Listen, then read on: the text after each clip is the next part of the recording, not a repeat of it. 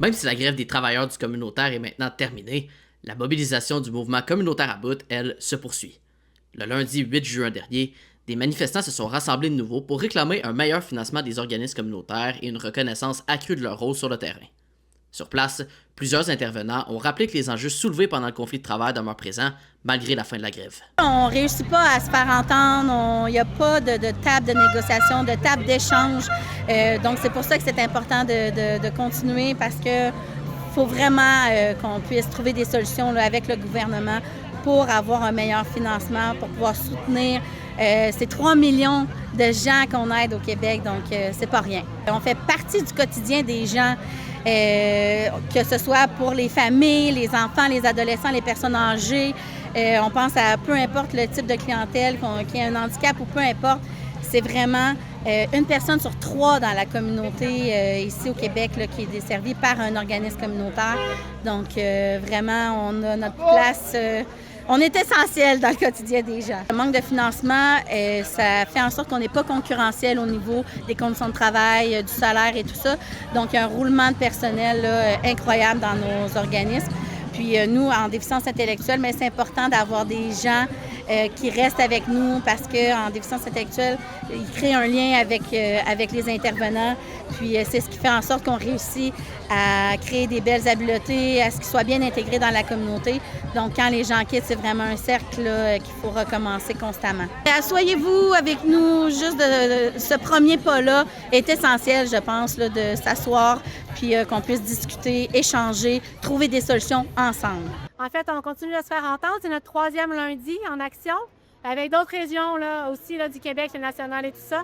Aujourd'hui, le national dépose la motion blanche directement au bureau de la ministre Cochette là, en ce moment.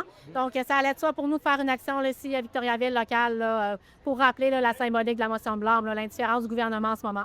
En fait, ce qu'on veut, c'est avoir du financement. Il faut augmenter les conditions de travail pour que les gens aient des bonnes conditions de travail. Puis, pour qu'on puisse faire là, notre mission comme on se le doit. On dessert vraiment là, beaucoup de personnes. Nos services, là, les besoins augmentent. Donc, on doit là, pouvoir embaucher puis avoir des conditions de travail décentes pour ces personnes-là. Donc, ce qu'on reproche vraiment, bien, premièrement, on veut juste se faire écouter. Là. Ce qu'on demande, c'est une table de négo pour pouvoir s'asseoir puis que la ministre Fréchette nous écoute. Clair et précis, le milieu communautaire est indispensable. On le finance, c'est tout. Là. Il n'y a rien d'autre à dire à ce niveau-là. Tu sais, je veux dire, elle le sait, là. Elle le sait. Fait que ce qu'on veut, c'est faire bouger les choses. Fait qu'on est en attente, puis on espère qu'il va se passer quelque chose éventuellement. On lâchera pas le morceau. La manifestation a également reçu l'appui d'élus régionaux. Le député d'Arthabasca-Érable, Alex Boissonneau, a pris la parole après avoir signé une lettre de soutien rédigée par le mouvement communautaire à bout. Je bouderai pas mon plaisir parce qu'on peut s'engager avec vous autres. On l'a déjà fait dans le passé, ma formation politique l'a déjà fait, puis on le fait à l'heure actuelle aussi. Donc j'ai une lettre ici qu'on m'avait demandé de regarder et de signer si je suis d'accord. Ça n'a pas pris de temps. Vous demanderez à Stéphanie qui est avec moi, qui en est témoin. Steph est là. Ça n'a pas pris de temps que je l'ai signé parce que c'est essentiellement ce qu'on demande et ça sur quoi on s'est déjà engagé. De l'autre côté de la lettre, il y a aussi une motion que le Parti québécois a présentée à l'Assemblée nationale. C'est ma collègue Marie-Carline Laflamme, qui est députée de Chicoutimi, qui porte le dossier et qui est donc très près du mouvement du communautaire à bout, du mouvement communautaire en général, mais aussi du mouvement que vous portez à l'heure actuelle, et qui s'était engagé à rehausser le financement à la mission. C'est ce que vous demandez? Bon. Le Parti québécois a reconnu, là c'est, évidemment, il y a le député, mais il y a aussi le député qui parle pour les engagements de sa formation. On avait déjà reconnu l'autonomie institutionnelle des organismes communautaires. On l'avait fait au début des années 2000. Je l'ai dit, je le redis encore, c'est dans notre ADN de soutenir des organismes comme le vôtre. Malheureusement, on est dans une société, puis ça c'est partout en Occident, où bien souvent le curatif prend le dessus sur le préventif. Or, votre rôle est crucial pour s'assurer de travailler en amont, puis faire une différence par la suite qui profite à tout le monde. Ça profite aux gens que vous accompagnez, ça nous profite collectivement, ça nous fait même économiser éventuellement des sous, on l'a déjà dit, mais je le répète encore, c'est important que le message passe. Mais en même temps, pour tout ce que vous faites, ces montagnes-là que vous déplacez avec peu de ressources puis peu de moyens, bien, c'est important que vous voyez que les gens autour sont là pour le reconnaître, et en particulier la classe politique. Donc, on répond présent, j'ai signé la lettre, je vous la remets avec plaisir. J'ai joint aussi à ça un communiqué du Parti québécois qui réitère cet engagement d'appuyer le mouvement. Évidemment, il y a le pouvoir qu'on a dans le contexte actuel, mais là, je touche du bois, ça tombe bien, il y a un arbre à côté de moi. On espère avoir plus de marge de manœuvre cet automne pour pouvoir porter le message et faire une différence.